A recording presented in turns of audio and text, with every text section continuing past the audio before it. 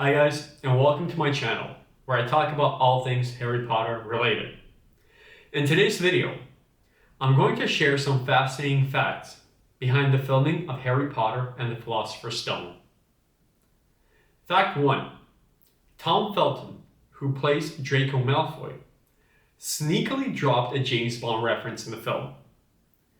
When Harry first meets Malfoy early in the film, Malfoy introduces himself as Malfoy, Draco Malfoy.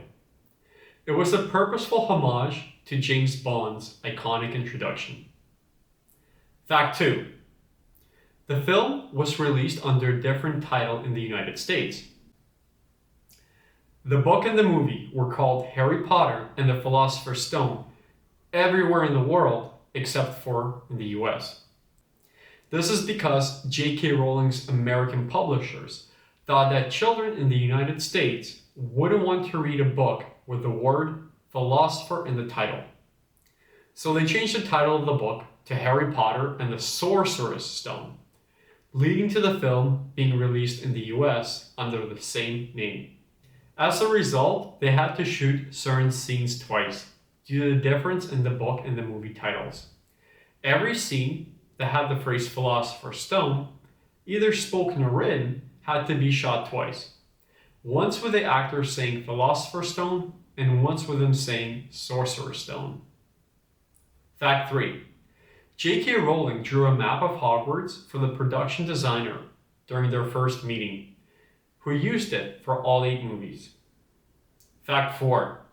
The last scene in the film was the first scene shot. It's quite ironic that the characters were all saying goodbye to each other, but the actors were just getting started on their very first scenes of what would become a 10-year journey. Fact 5. Tom Felton auditioned for Harry Potter and Ron. Tom Felton didn't initially audition for Draco Malfoy. He first auditioned for the roles of Harry and Ron and dyed his hair for both, and was turned down for both. Felton then bleached his hair and auditioned for Draco and got the role.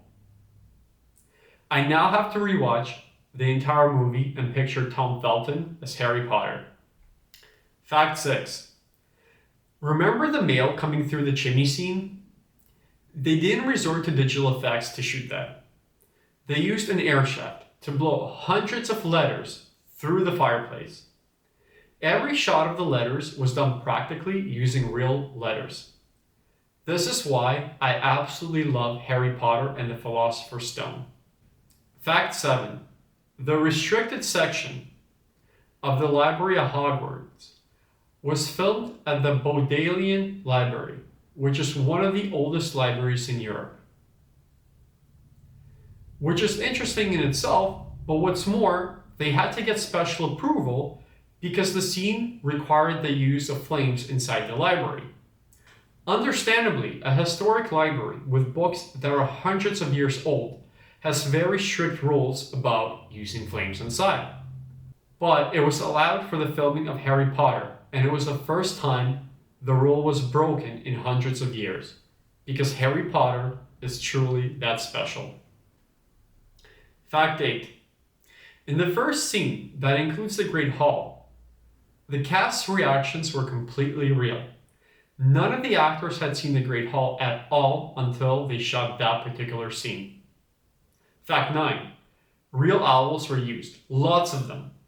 Remember the owls bombarding Privet Drive with Hogwarts acceptance letters? As revealed by the movie director Chris Columbus, 80% of the owls seen in Harry Potter and the Philosopher's Stone were real. Fact 10. The director Chris Columbus said that Quidditch was the biggest challenge of the movie to film. However, it's his dream to see the sequence in 3D. Fact 11. For the scene where Harry first gets his wand, the movie director Chris Columbus wanted the scene to feel like a magical moment and create a feeling of power with the wand. He achieved this by using a super slow frame rate. The movie was shot using 24 frames per second, but for this scene he used 120 frames per second, adding a bit of smoke to the scene and blowing wind through Harry's hair. It worked beautifully and no special effects were used. I love tangible effects in film. Fact 12. Remember the Diagon Alley scene where Hagrid first brings Harry to Diagon Alley? The entire Diagon Alley set was created from scratch. The director's goal was to make Diagon Alley look and feel like it existed for hundreds and hundreds of years, which makes total sense, and I think it turned out exactly like that. Fact 13. They put a real Hogwarts Express train in King Cross Station for the filming of Harry Potter and the Philosopher's Stone. Fact 14. Remember Harry's first arrival to Hogwarts? The boat scenes were shot in an enormous water tank facing green screens, which would be used to show Hogwarts. The director's goal was to show Hogwarts to be extremely magical. Eventually, they built a model of Hogwarts on an enormous scale, 20 feet high, 50 feet wide, on a model of a mountain. This model of Hogwarts was recreated using the digital model of Hogwarts, which we first see in the film. Fact 15. Chris Columbus was not pleased with the mountain troll scene. The director did not like the visual effects of the troll. He felt the CGI troll could have blended in a bit better with the background. What is pretty cool though, in the scene where Harry Potter is riding on the troll's shoulders, that's an entirely CGI version of Harry Potter. I can honestly say I never noticed. Fact 16. Remember the wizard chess scene at the end of the movie? They actually built that entire set, including each one of those life-size chess pieces, which were able to move mechanically. I highly recommend checking out the still gallery in the special features section of the Blu-ray. Fact 17. Professor Quirrell's disintegration at the end was a homage to a 1950s film called Horror of Dracula, starring Christopher Lee as Count Dracula. So that's my list. I've actually split this video into 2 parts, with the second dropping next week.